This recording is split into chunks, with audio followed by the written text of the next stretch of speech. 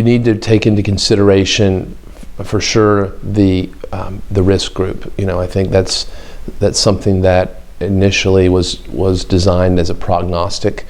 score, but I think we're showing that it also can predict biology, and it is very significant with biology. So I think that's the first thing, is to make sure a clinician does recognize the biology. The risk score, so for instance, even a favorable risk patient certainly needs to be treated differently than an intermediate and a poor.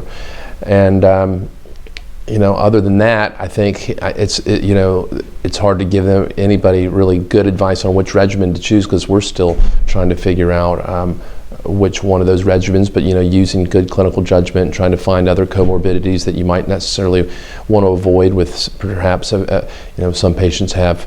cardiac histories and maybe anti-VEGF, or